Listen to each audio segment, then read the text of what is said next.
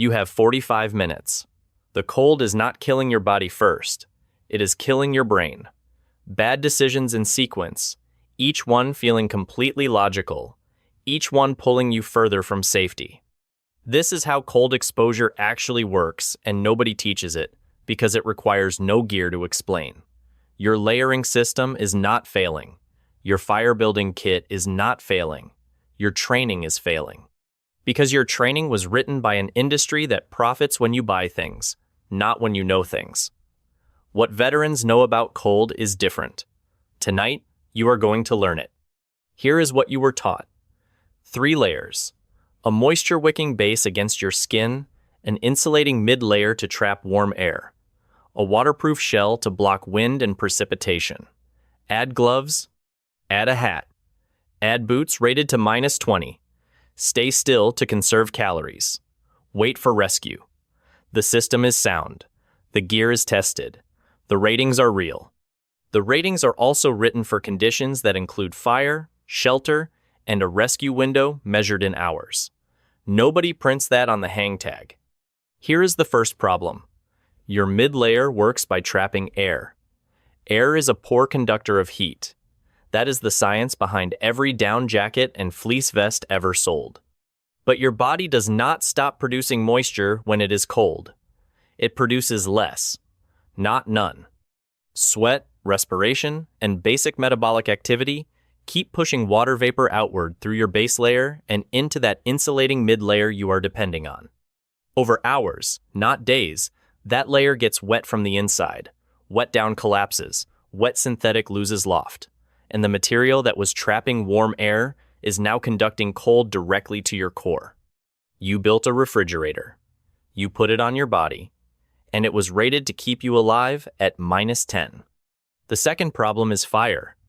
Fire feels like the answer because fire is warm and warm feels like survival. But a campfire warms a hemisphere. The side of you facing the flames gains heat.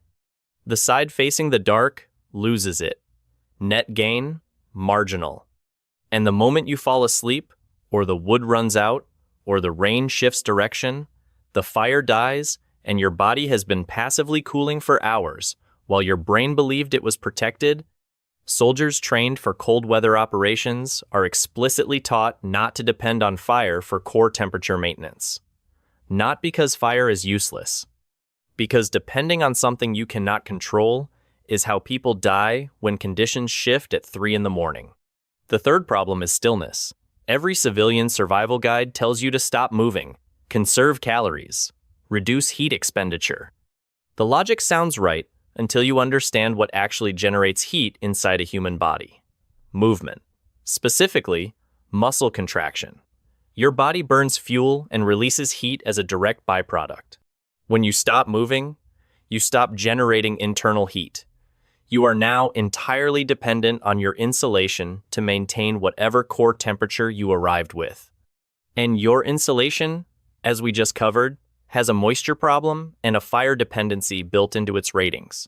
Stillness in a no-fire scenario is not conservation. It is surrender in slow motion. The survival industry knows all of this. The engineers who design cold weather gear understand thermodynamics. The ratings are not ignorance. They are liability management. A jacket rated to -20 that keeps you alive in a controlled test with fire, shelter, and a 1-hour rescue window is technically accurate. Nobody lied. They sold you a product engineered for a scenario that does not include the emergency you are actually in. A product you will replace in 5 years when the down starts clumping and the seam tape lifts. Because that is the business model. Seasonal replacement. Annual upgrades. The cold is not the problem they are solving. You are the recurring revenue. So what do the people who actually train for this know? The ones who operate without fire as a primary heat source, who need to stay functional for days, not hours, who cannot call for a rescue window? They start with something the gear catalog never mentions.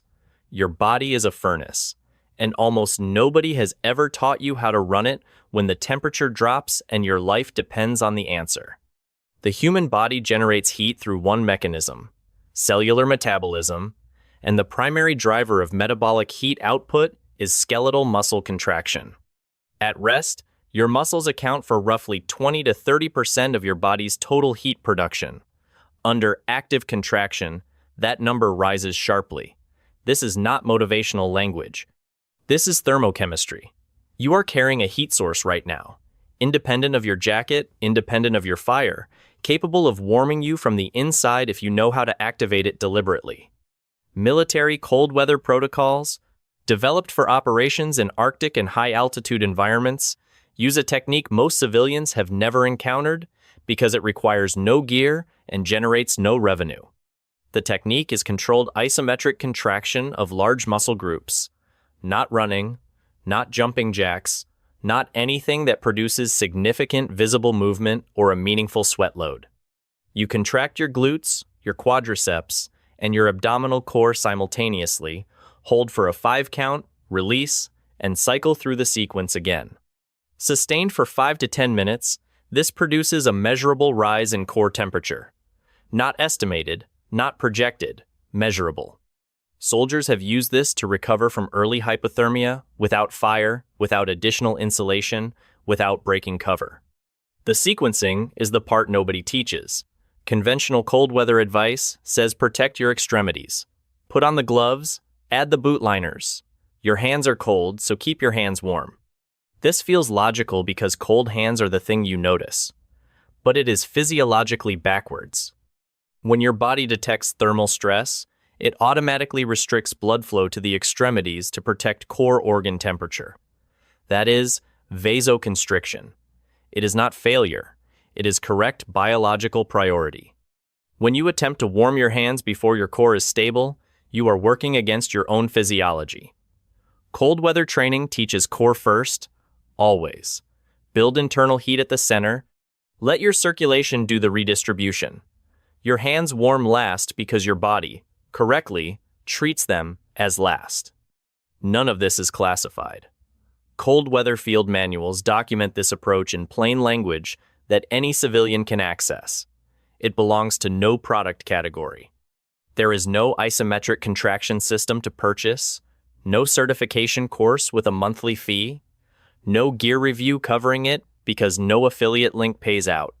The knowledge exists in the space between what the survival industry can put in a box and what actually keeps you alive when your fire will not catch and the temperature is still falling. You have your furnace, you know how to fire it. But heat production is only one axis of this problem.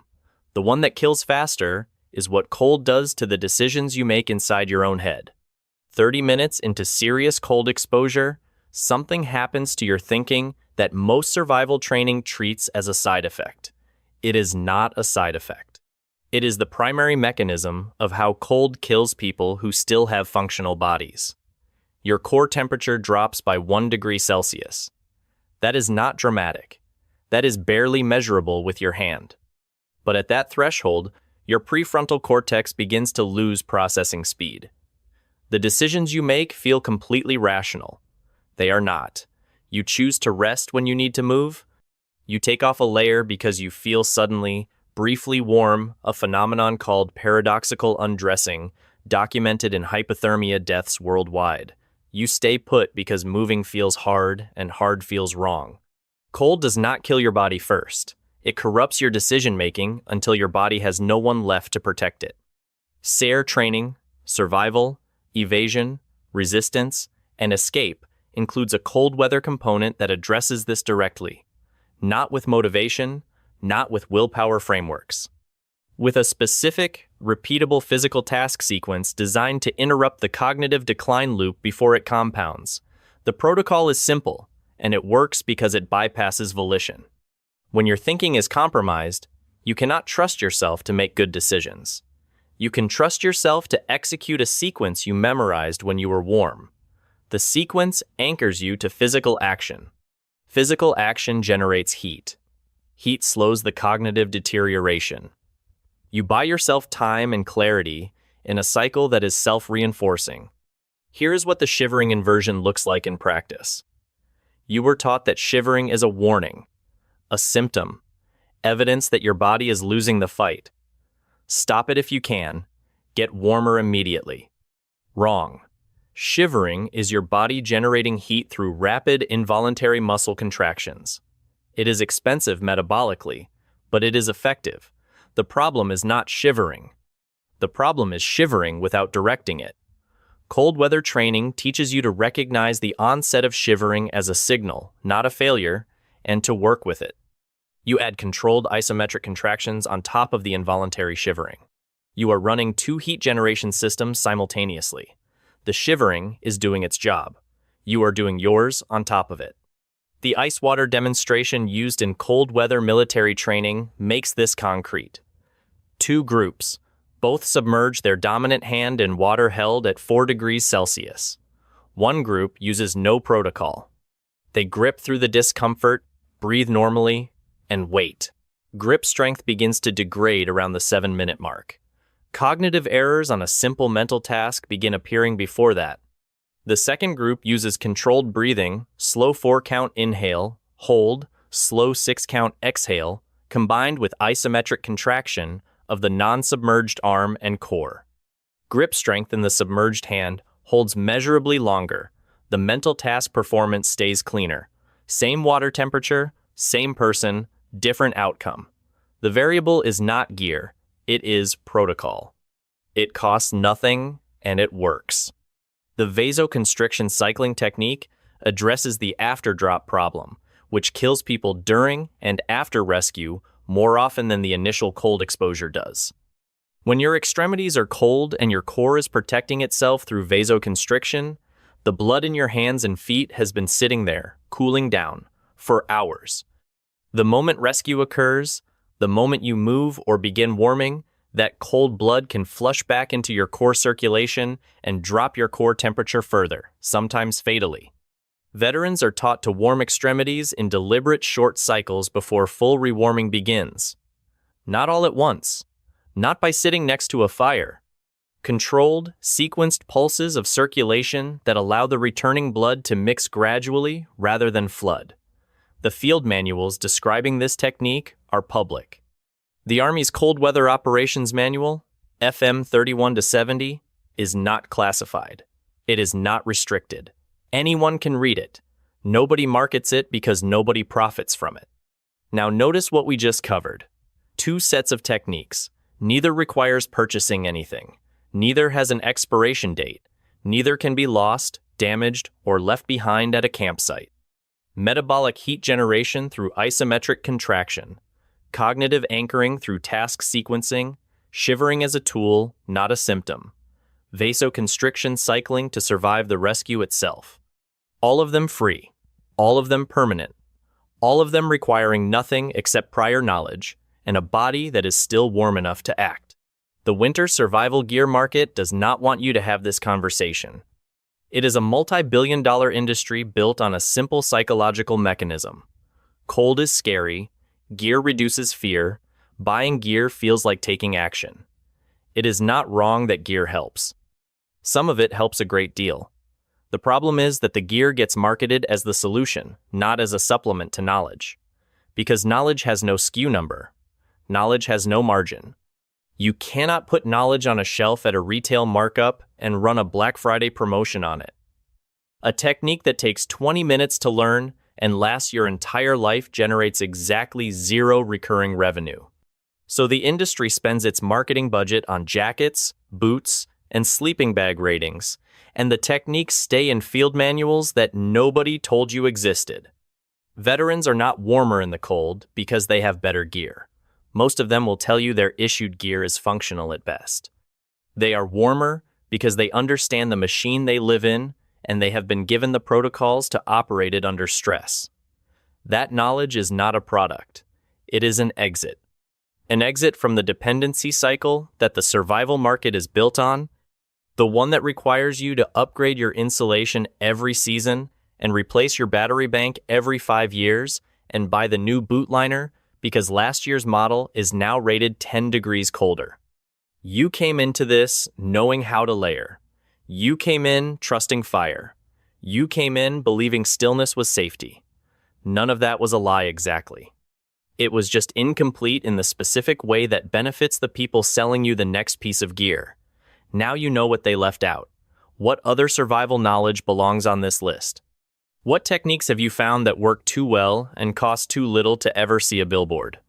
Drop it in the comments. The more we share, the harder we are to keep dependent. Stay curious, stay warm. Physics does not take bribes.